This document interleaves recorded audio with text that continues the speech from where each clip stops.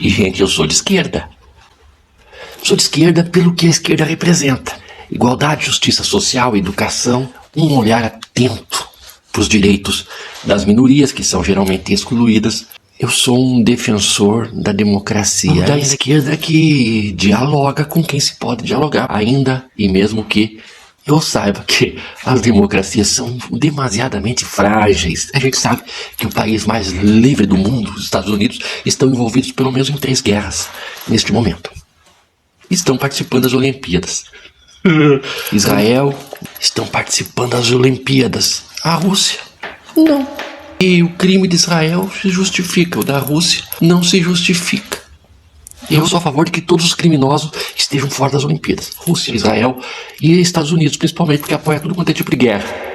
E não existe crime mais hediondo do que promover uma invasão contra civis.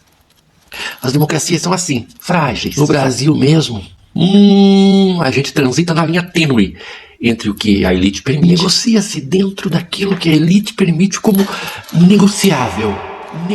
Só ascende ao poder quem a priori negociou com a elite e garantiu que certas condições que se perpetuam desde que o Brasil foi invadido e os indígenas dizimados e as terras tomadas para ser propriedade privada de algum branco que demarcou aquele espaço e chamou de seu.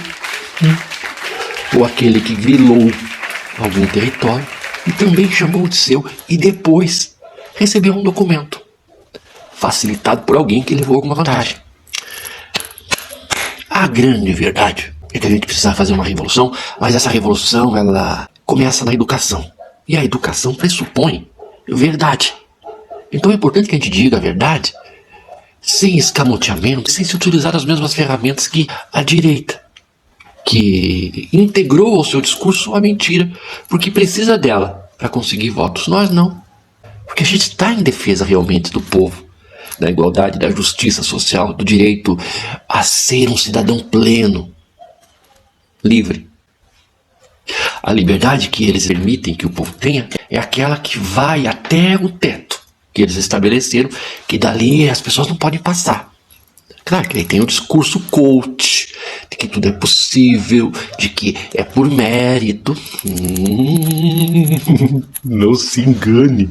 Isso é um discurso mentiroso, né? Democracia é frágil, mas é muito pior sem ela. Porque ainda que frágil seja, nós temos alguma autonomia e podemos mudar as coisas. Só que a gente não muda as coisas com radicalismo. Por isso que eu critico o discurso radical do mero embate, pelo embate.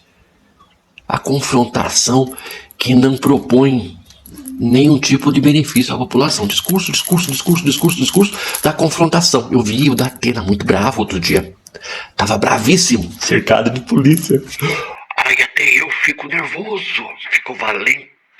Eu quero ver essa valentia toda sem nenhum guarda-costa.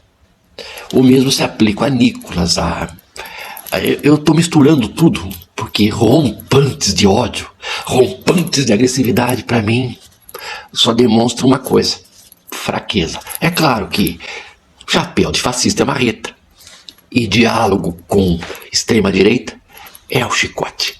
É com este instrumento que se negocia com gente que não negocia. Agora, não fica chateado comigo, não. A falar nisso, em ficar chateado, eu estou bem chateado, porque eu estou vendo um baixo engajamento aqui nos meus vídeos. Eu quero ver curtida, comentário e principalmente uma ajudinha básica naquela chavinha mágica ali, que já fazem 2 semanas que ninguém me ajuda naquela chavinha mágica. E se eu não precisasse, não pedia, né? Eu preciso. Voltando ao assunto do radicalismo, a gente não negocia com fanático, com fascista, com extrema-direita. Mas com quem se pode negociar, a gente tem que negociar para conseguir fazer frente, oposição àqueles com os quais não se negocia. Por isso que eu vou defender. Você não vai gostar, mas não tem problema. Eu estou sendo honesto com você. Honesto. Eu não acredito em esquerdista do tipo que não negocia, porque esquerdista que não negocia também não consegue nada de benefício para a população em um sistema que pressupõe negociação. Não tem como. O Lula só consegue algum benefício para a população porque negocia. Oh, mas eu sou Lula, eu sou Lula, eu sou Lula, Lula, Lula, Lula, Lula, Lula. Segue o exemplo. Você acha que é possível vencê-los na força? Vou dar um exemplo para você. Você quer uma revolução, né? Pela educação ou pelas armas? Pela educação é como eu estou fazendo aqui. Aproveite para engajar meu vídeo se você é a favor da educação. Fale de onde você me assiste e não esquece a chavinha mágica. Revolução pela educação é o único caminho que eu vejo. Porque a outra, pela imposição, pela força e pelas armas, ainda que armados nós estivéssemos e fôssemos para derrubar a elite na bala. Forças de segurança, polícia militar, polícia civil, guarda municipal, toda e qualquer força de segurança são cooptadas por eles. Você teria que enfrentar a polícia, guarda municipal e até o pobre louco, direitista, reacionário com seu estilingue. Se você vencer esses três, você teria que enfrentar as forças armadas, que também são cooptadas e existem para defender a elite, não para defender a soberania.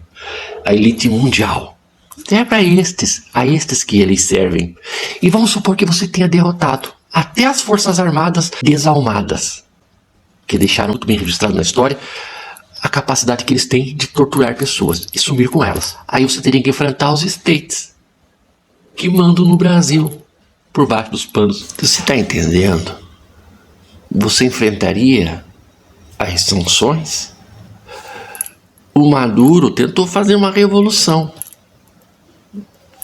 pela força. Não tem revolução possível que não seja por meio da educação. Enquanto a gente não consegue mudar a mentalidade do povo, e isso tem que ser no sentido global, povo sem fronteira, a gente vai ter que negociar com a elite. Votar com consciência, dar poder ao presidente pelos meios democráticos. Se você detesta, odeia ter que negociar com a direita neoliberal entreguista, vote em deputado. Essa campanha para deputado da esquerda, nem isso a gente tem.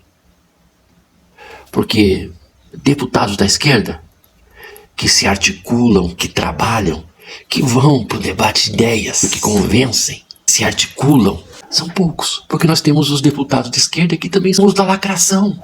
A gente até gosta de ver um esquerdista enquadrando a direita. Mas para quê? O sentido prático e efetivo disso qual é? Aqui no Paraná tem um deputado que eu encontrei ele em um evento. Conversei com ele sobre o meu podcast, tiramos até fotos.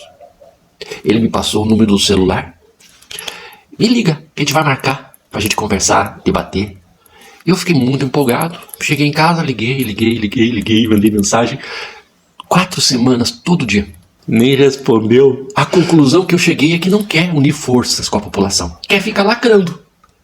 Dando entrevista, indo pro confronto, arrumando encrenca. Não se une nem com os deputados da mesma frente, é sozinho. Na prática, só vai divertir você. Mas, efetivamente, não contribui absolutamente nada. Se o seu deputado de esquerda não é do tipo que negocia, é só o voto dele que vai contar. Porque articulação política, ele não tem. E sem articulação política, o Lula não seria quem o Lula é. O sistema protege o sistema. Para você melhorar a vida do povo, você tem que respeitar a direita porque também foi democraticamente eleita. Eu já falei, gente, separe direita de extrema direita. Extrema direita se negocia no chicote e chapéu de fascista é marreta. Mas com aquela direita que se pode negociar, a gente tem que negociar, porque a democracia é isso. Se você não negocia, você também não consegue nada. Fique atento, não vá muito no discurso do brabão, tá? Brabão. Por isso que se eu fosse paulista, um da Atena da vida, não ia ter meu voto nunca. Prefiro votar no Boulos, votar num cara que...